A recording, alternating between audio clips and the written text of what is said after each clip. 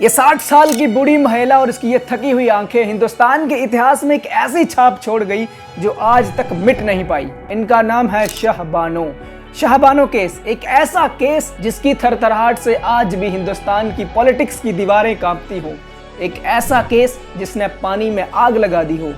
एक ऐसा केस जिसने दिल्ली मुंबई से लेकर गुजरात जला दिया। एक ऐसा केस जिसने मस्जिद को मंदिर बना दिया।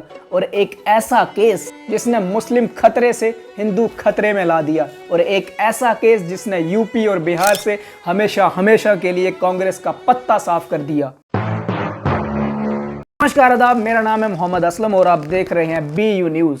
मध्य प्रदेश के शहर इंदौर में रहने वाली शाहबानो की शादी साल 1932 में मोहम्मद अहमद खान से होती है। इस शादी से उनके 3 बेटे और 2 बेटियां थी। ये शादी काफी अरसे तक अच्छे से चलती रही, लेकिन इसके बाद साल 1946 में मोहम्मद अहमद खान दूसरी शादी कर लेते हैं हलीमा बेगम से। कुछ अरसे तक ये कहानी अच्छे से चलती रही, लेकिन घरेलू झगड़े होने की वजह से मोहम्मद अहमद खान शाहबानो को घर से निकाल देते हैं। लेकिन उसके बाद भी मोहम्मद अहमद खान शाहबानो को 200 रुपया प्रति महीना गुजारा भत्ता के लिए देते रहे। यह सिलसिला कुछ सालों तक तो सही चलता रहा, लेकिन उसके बाद मोहम्मद अहमद खान ने 200 रुपया महीना गुजारा भत्ते का देना भी बंद कर दिया। गुजारा चलाने के लिए शाहबानो ने साल 1978 में इंदौर की निचली अदालत में केस दर्ज किया। अदालत से मांग की कि उन्हें क्रिमिनल प्रोसीजर एक्ट 125 के तहत उनको 500 रुपया महीना गुजारा भत्ता के लिए दिया जाए।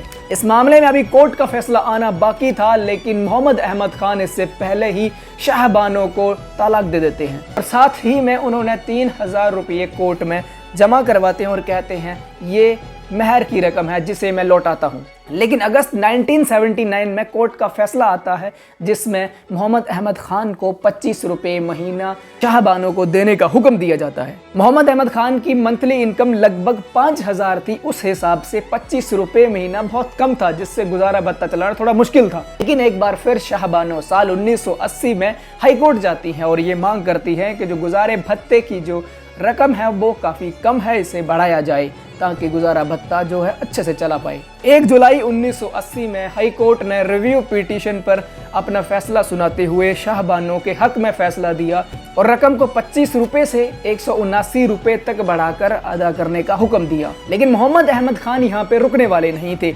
उनका ये एक कदम आगे जाके इतनी बड़ी कंट्रोवर्सी खड़ी कर देगा, शायद किसी को ये मालूम नहीं था। लेकिन इसके बावजूद मोहम्मद अहमद खान इस फैसले के खिलाफ सुप्रीम कोर्ट में जाकर केस दर्ज करते हैं और अपनी 2 दलीलें रखते हैं। पहली दलील, मेहर की रकम अदा करने के बाद अब वो गुजारा भत्ता देने के लिए एलिजिबल नहीं है। According to the Muslim personal law गुजारा भत्ता सिर्फ इद्दत के समय तक दिया जाता है, जो टाइम पीरियड तलाक के 3 महीने बाद तक होता है। लेकिन जब सुप्रीम कोर्ट में CRPC की धारा 125 की बात उठती है तो उसी वक्त इसका जवाब देते हुए मोहम्मद अहमद खान और मुस्लिम पर्सनल लॉ बोर्ड एक और धारा का हवाला देते हुए हैं, CRPC की धारा 127, जिसमें ये मेंशन है कि किन किन रीजंस की वजह से गुजारा भत्ता जो है कैंसिल भी किया जा सकता है। और इस वक्त तक ये केस एक ऐसे मोड़ पर खड़ा था, मुद्दा शाहबानो वर्सेस मोहम्मद अहमद खान का नहीं, बल्कि मुद्दा न्याय, इंसानियत और कानून का था। लेकिन फिर आई वो तारीख जिस दिन सुप्रीम कोर्ट ने अपना फैसला सुना दिया। 23 अप्रैल 1985 को 5 जजों की बैठक ने इस फैसले को शाहबानो के पक्ष में सुना दिया और कोर्ट ने कहा कि CRPC की धारा 125 सभी भारतीयों पर लागू होती है, चाहे वो किसी भी धर्म से ताल्लुक रखता हो। कोर्ट ने मोहम्मद अहमद खान को शाहबानो को 500 रुपया महीना गुजारा भत्ता देने का हुक्म दिया। इसी के साथ कोर्ट ने टिप्पणी करते हुए ये कहा कि यूनिफॉर्म सिविल कोड लागू करने की जरूरत है ताकि सारे धर्मों को एक ही कानून से देखा जाए। लेकिन कोर्ट का यह फैसला आते ही पूरे देश में हंगामा मच गया। मुस्लिम कट्टरपंथी संगठनों और नेताओं ने इस फैसले को इस्लाम के खिलाफ करार दिया। मुस्लिम पर्सनल लॉ बोर्ड ने कहा कि यह फैसला इस्लाम के खिलाफ दखल देता है। देश भर में प्रोटेस्ट शुरू हो गए और एक ही नारा गूंजने लगा कि इस्लाम खतरे में है। और दूसरी तरफ हिंदू संगठनों ने इस फैसले को सनातन की जीत के तौर पर देखना शुरू कर दिया और इसे यूनिफॉर्म सिविल कोड की दिशा में पहला बड़ा कदम भी बताया। इस वक्त देश में राजीव गांधी की सरकार थी जो 1984 इलेक्शन में काफ़ी भारी मेजोरिटी के साथ जीत हासिल किए थे। लेकिन शाहबानो के इस केस ने और सुप्रीम कोर्ट के इस फैसले ने उनको मुश्किल में डाल दिया। एक तरफ मुसलमान वोट बैंक खिसकने का डर था क्योंकि इस वक्त पूरे देश में मुस्लिम गुस्से में थे, और इसी वक्त राजीव गांधी ने दबाव में आकर एक ऐसा फैसला किया जिसने कांग्रेस का तख्ता हमेशा हमेशा के लिए पलट कर रख दिया।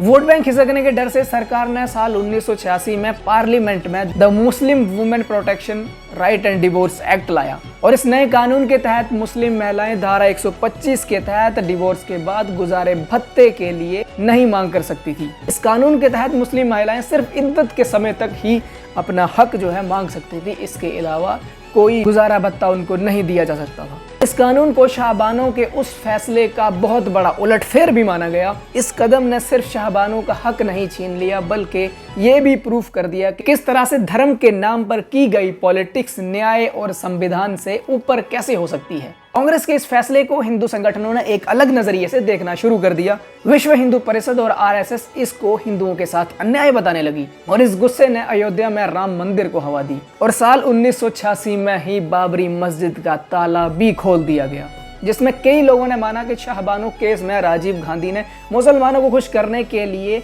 कानून बना दिया और हिंदुओं को खुश करने के लिए बाबरी मस्जिद का ताला खोल दिया। और इस चीज को लेकर आज भी कई लोग चर्चा करते हैं कि उस दौर में अगर ताला ना खोला गया होता तो अब तक क्या होता। चाहे वो 6 दिसंबर 1992 हो, चाहे वो गोधरा हो, या चाहे वो गुजरात 2002 हो, चाहे वो यूपी और बिहार के साथ साथ पूरे देश भर से कांग्रेस का खात्मा हो। एक केस ये सोचने पर मजबूर कर देता है कि देश किस दिशा में जा रहा है। इस कहानी ने यह साबित कर दिया कि किस तरह से न्याय, हक, इंसानियत और संविधान से ऊपर धर्म के नाम पे की गई पॉलिटिक्स कैसे हावी हो सकती है। इस केस की चिंगारी अभी बुझी नहीं है, इसका अंत क्या होगा आप हमें कमेंट में बता सकते हैं। बाकी हमारा ये पहला वीडियो था, एप्रिसिएशन के लिए कुछ कमेंट में बोल सकते हो, और बाकी आप इंस्टाग्राम पे हमें फॉलो कर सकते हो @onlyaslam।